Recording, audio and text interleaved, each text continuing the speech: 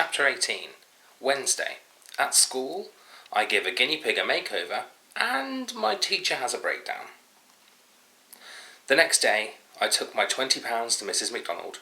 She was still cross from the day before, so she put it in her desk drawer without looking at me. She spent the whole morning pushing Mr. Wiggles round in his exercise ball and ignoring us while we did boring maths worksheets. At lunchtime, Gamble and I had our detention. As soon as everyone else had gone outside, Mrs. McDonald brought out the shredding machine at the back of the big walk-in cupboard in the corner of the classroom. She plonked it down on my table, along with a massive stack of old paper. "Shred that," she said flatly. "I'll use it for bedding for Mr. Wiggles." What should I do, miss? Should I shred stuff too?" asked Gamble. "You know that you're not allowed near sharp objects, Darren," she replied. "Not after what happened with those knitting needles." Gamble sniffed. "Oh, that was an accident. And anyway, how was I supposed to know that those Year 1 kids would get in my way?" Said Mrs. McDonald. "I'm off to prepare Mr. Wiggles' salad. Miss Clegg will look after you while I'm gone." Miss Clegg rolled her eyes. Jane was also in her classroom, along with Rosie. They were designing posters to advertise auditions for people to perform at the Old People's Tea Party. Rosie was so delighted about me being in trouble that I thought she might actually explode. As soon as Mrs. McDonald had gone, Miss Clegg stood up. "I'm off to the toilet," she yawned. "No talking." And away she went. We were all alone. I fed the first sheet of paper into the top of the shredding machine. There was a loud bzzz whirring noise as the sharp metal teeth of the shredder pulled the paper down, chewed it up, and spat the bits into the box underneath. It was brilliant fun. I did another, and another, and another. It didn't feel like punishment at all. I hadn't actually had this much fun since before the donut disaster at the aquarium. "Oh, can I have a go?" asked Gamble. "No," I said. "We're in enough trouble already. Plus, I'm enjoying it too much." Gamble stood there for a moment, looking about and twitching. Then, without warning, he scrambled up onto the sink, his feet inches from the guinea pig cage. "What are you doing?" I asked. "You'll knock Mr. Wiggles onto the floor." Gamble was standing right in front of the cupboard, so he had to bend down in order to open the door past his head. "I'm getting my donut back," he said. "Me and Scratchy enjoyed the ones you gave us yesterday." From my seat, I could see that the gift bag with the half donut inside was right at the back of the cupboard, behind the powder paints. A very uneasy feeling started building in my stomach as Gamble reached into the cupboard. The cage was right beneath the cupboard door, so Gamble had to stand on the side of it and stretch across on his tiptoes, feeling for the donut with his fingertips. "I'll tell," said Rosie. "Ah, shut it, you sweaty butt waffle," said Gamble over his shoulder. Rosie's mouth opened and closed a few times like a fish. Butt waffle. I wasn't quite sure what this meant, but nonetheless, I think it described Rosie pretty well. "Yeah, butt out, butt waffle," said Jane. Then she smiled at Gamble, who was now teetering dangerously over the cage. "Please can I have a bit too, Darren?" Unbelievable. Jane had turned bad, and desperate. After all, that was the donut Gamble had put in his armpit. She was starting to give me the creeps a little bit. "Oh, got it!" cried Gamble joyfully. "Yes!" hissed Jane. Then everything went wrong. You know when people talk about things happening in slow motion? Well, that's exactly what happened right then.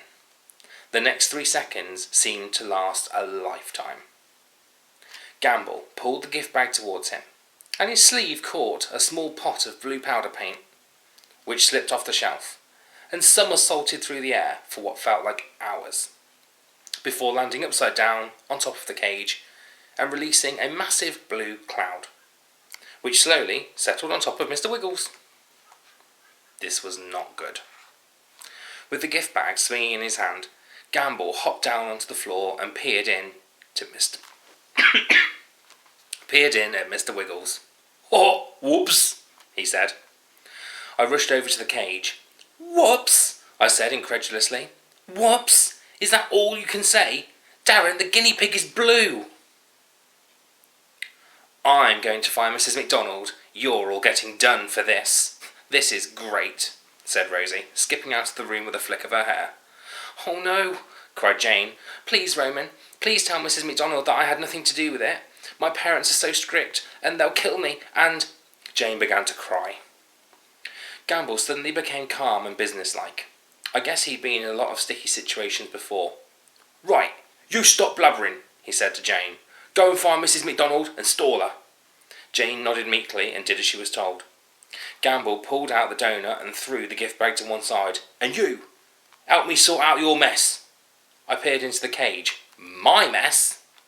Gamble shrugged. It's your doughnut. But... Nah, buts, said Gamble. Looky, I'm here to help. Before I could argue with him, he ripped off a chunk of doughnut and opened the cage, lifted Mr. Wiggles up and set him down on the palm of his hand.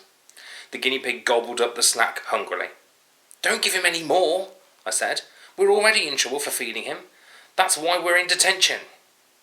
My uncle always says sometimes you got to break a few little laws to get away with breaking the big ones, said Gamble, grinning. I really didn't want to know any more about Gamble's uncle, but I guess I could see his point. At least the doughnut was keeping Mr. Wiggles still, while we thought of something to do about his blue fur. Gamble nodded towards the little silver comb that was next to the cage.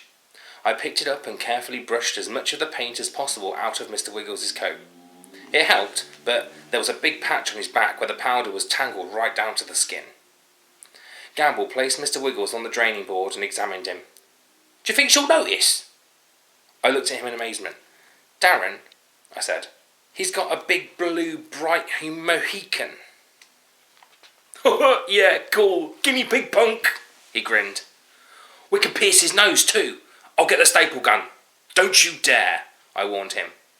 I wasn't sure if he was joking or whether he would actually try and do it.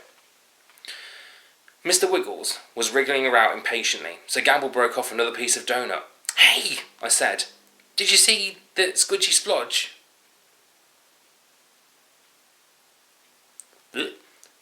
Hey, he said, did you see that Squidgy Splodge are running a competition? I noticed that on the tray that you had in your house, and I saw a poster when I nicked it from the school last week. I sighed. Gamble's like this all the time. He has the attention span of a caterpillar. I know, but there's no point. It's a big swizz. And anyway, this isn't the time. We've got about 1 minute to figure out what we're going to do to clean off this paint off this rodent. Easy, said Gamble.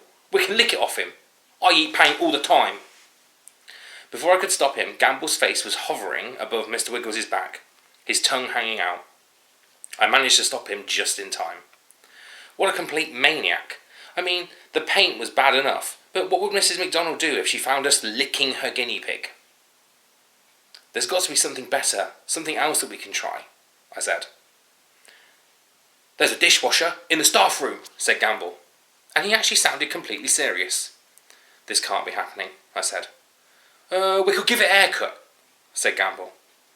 And how will we explain that to Mrs. McDonald? Say you got a shock and all its hair fell out, he said. You got any better ideas? Well, I thought, perhaps if we only trim off the blue bits. You'll have to do it though, said Gamble. I ain't allowed scissors. Not being allowed to do something has never really stopped Gamble before, but it was probably for the best that I took charge. I took a pair of scissors from the block by the sink.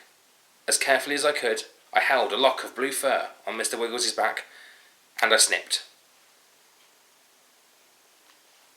A blue wisp of hair fell away. Good start, I thought. Maybe this could actually work. I took a deep breath and trimmed a little bit more, and a bit more, and a bit more. Then I stuck back and admired my handiwork. Well, I had managed to get rid of the blue paint. But then again, he looks like a monk, said Gamble. He was right. There was a large hairless circle in the middle of Mr. Wiggles' back. Oh, this is really bad, I said. We could give it a comb over, said Gamble. You just need to brush the hair over the bald patch. My dad does that at home. Your dad's a human, I said. Although looking at Gamble, I realised this might not actually be the case.